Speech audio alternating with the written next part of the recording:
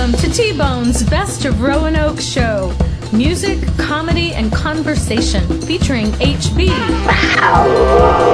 Honey Badger. Honey Badger don't care. Now, on with the show. And away we go. Our interview with Roland Lazenby on his new book, Magic, The Life of Irvin Magic Johnson, continues. Magic's NBA career is winding down. He's transitioning. What's going to happen next? He's 32 years old. Enjoy. The truth of the moment on the floor, I guess the best way to put it. Well, speaking of smart, Magic's career ends abruptly. He does have a couple of little comebacks, but when his career ends, he gets into business. And the first thing I ever heard about what he did, Roland, was he got into movie theaters. But there was so much more I found out.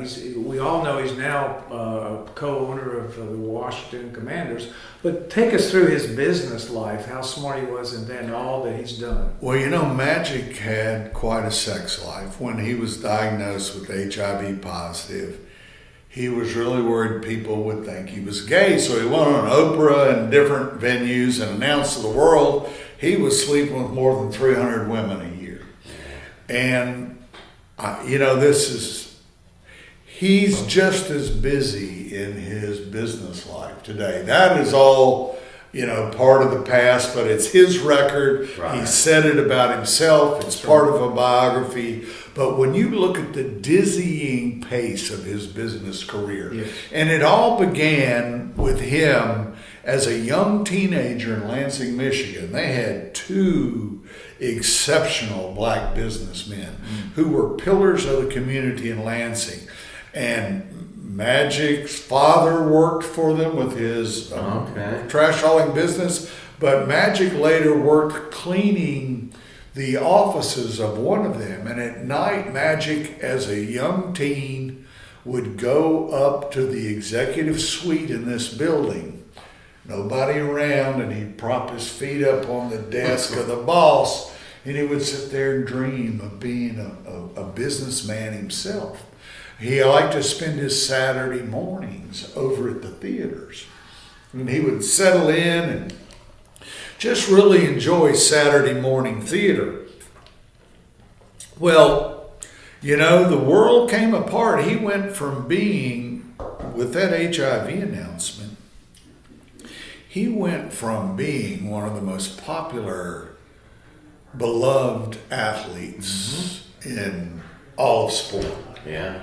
And one of the most effective. And, yes. he played so unselfishly, and he just was so determined and such a unique player, and really was trying to, he really was trying to spread the fun. But boy, that slammed shut, and we saw in this pandemic what fear does to people. Yeah. And the HIV crisis, yes, of the 80s into the 1990s with AIDS, and transfusions, little kids who end up with HIV just because they needed a blood transfusion. You could see the ugliness in these communities. Arthur Ashe, right. That's what happened to him. Right. Timothy White. Exactly. Yeah. And all of these cases showed the ugliness of fear. And Magic had a choice to make. He could have tried to slink away, but he decided to stand up and tell the world he was HIV positive. And you know, it was a deep thing, but you know, the NBA had been working really hard to have the dream team. 1992. Yeah. Olympics. And you know, he was a huge part of that. Yep. And that was a big part of their plan. And it was one of the great, you know, the USOC was all locked in on amateurism and amateur basketball players. And the NBA had to really get out the payola and the money, and they had quite a bit to do to set that up. Yeah. And they were suddenly facing this crisis, And so Magic was no longer in basketball, but they allowed him to play in the All-Star game. Right. And I was there, I was talking to him there. Talked to his mother there. It was a grand moment. Yes. You know, it ended up in storybook fashion and set the table for all this work the NBA had done to get its dream team. You know? The dream team was named by a copywriter for Sports Illustrated, apparently. Somebody creating an ad. The dream, okay. And boy, that really touched off all of this wealth. And I've been a beneficiary of that. Like I said, my Michael Jordan book. Yep. Here it is in hardcover. Yep. Just came out this week in Portuguese, the 21st language it appears in across the globe. And the Magic book is already signed up in 8 languages. Wow. And my Kobe Bryant book, Showboat, is in 12 languages. Yep. And the popularity of American basketball just exploded. I have to explain that Magic played a further sort of hidden role in that he couldn't play in the NBA. He tried to come back. I was there through all of that with him. Traveling with the Lakers, and as he was planning to come back in the fall of '92 after the Dream Team, but the opposition to him just led him to say, "I'm not doing this. I'm not going to tear the game up over whether I play or not." Yeah, the way he treated when he contracted AIDS and the way HIV, right? Yeah, it really showed a lot. I think he got a lot of respect of how he acted with it and what he did to educate people and all that. I think that was part of the journey. Yeah, you know, he got Nick. I was in Chapel Hill in the preseason game against the Cleveland Cavaliers when he got a nick and a little bit of blood, and they had to tape it up, and that just blew it all up. And of course, he got nicked. Nobody realizes he got nicked in the Olympics, and they taped it up, covered it. Nobody said a word. Yeah. But in America, the big role he played, and it's really started him to much bigger wealth. He created Magic Johnson All-Stars, and they played, after the Dream Team, they played all over the world. Maybe not Antarctica, but everywhere else. And he was flying the guys around. These were recently retired NBA players, people like Reggie Theus and other players. And he was making tens of millions of dollars doing that. He was making the money that players make now in the 21st century. He was doing that starting in 93 right on through, and they played, and they were a fabulous traveling, touring team all over the world. They did not do much here in this country, and it wasn't a big story in this country. But it was about that time that, Magic, he had started his foundation for AIDS and HIV, but he also really started to expand his Magic Johnson Enterprises. Mm-hmm. And he had the idea, he wanted businesses based on black consumer preferences, serving black audiences. And Peter Guber, who was head of Sony in the early 90s, Sony USA, was something of an acquaintance. They didn't know each other, but Magic had this really, really smart numbers guy with him. I forget the guy's name, but Magic sought a meeting with Peter Guber. And these two black gentlemen show up, and they lay out the idea for Magic Johnson Theaters.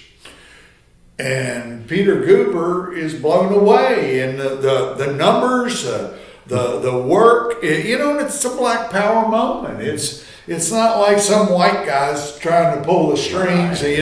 It's not that Magic is just a front man. He's got the whole thing going. And so Goober has the Sony people. Look at the numbers. They go in on the theaters. And that is, and those theaters, they're packed.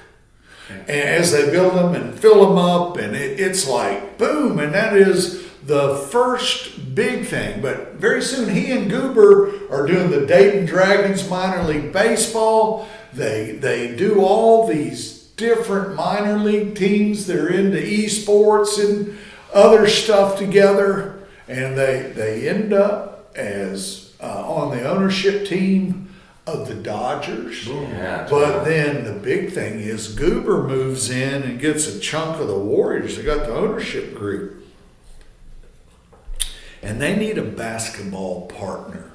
They need a basketball mind to come in and run the Warriors.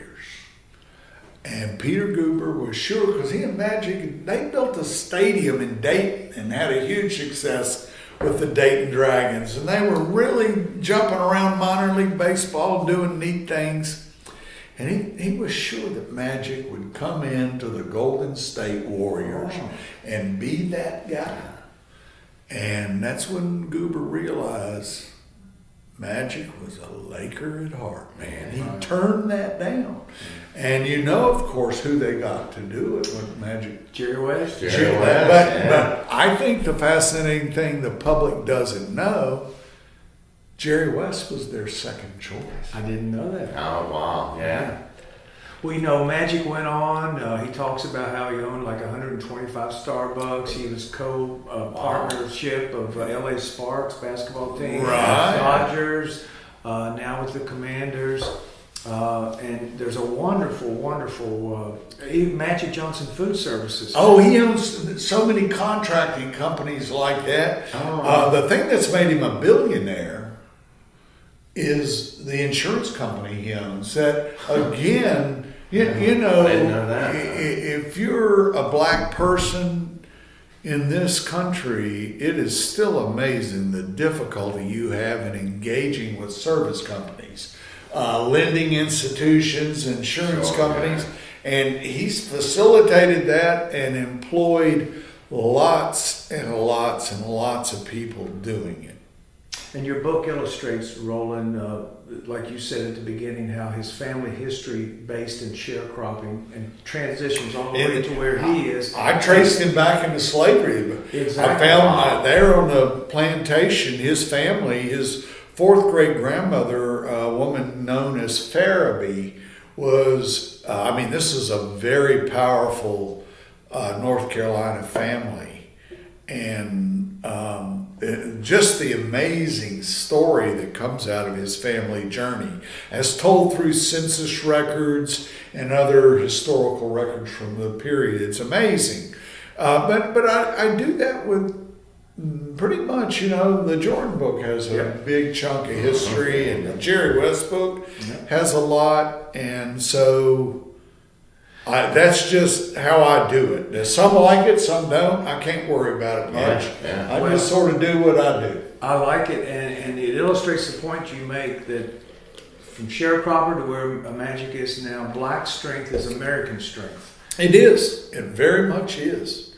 And, America is the story of freedom, and who's had a more powerful and difficult march to freedom than black Americans? And so if you look at it like we all share freedom, I just don't think there should be so much division over the subject, but that's another story for another day. But we'll close on this. One of the other things you said that really hit was, with your deep research, you uncover so much, and don't run away from history or the facts, but run towards them. And that's what that comes across so strong in your books. Now, as we wrap it up, thank you. And it's so well done. Is there anything else we left out? Could you tell us when your daddy, who was a two-handed set shooter, Played a little semi-pro. Did he have a nickname, or did you have a nickname playing in the pros? No. But there were three brothers. The older one, Clyde, was nicknamed Hopper. Hopper. And back then, this is they had the center jump after every basket. Through 1938, it was like a soccer match. You score a basket in basketball, they bring it to center court and jump it Tip up. it up again. Yeah. And so people don't realize that. That'd take a while. And so the hoppers in those days, they would take a series of two-handed dribbles and hop around with the ball and launch up these two-handed set shots. And there weren't tall players in the game. It was all these guys hopping around. And so Clyde was All-State West Virginia. And he was one of the first basketball scholarship players at good old Virginia Tech. Ooh. He didn't stay there but a year. He got married. But when my father came along, he was quarterback on the football team and star set shooter. And wow. So his nickname was Hopper. Mm.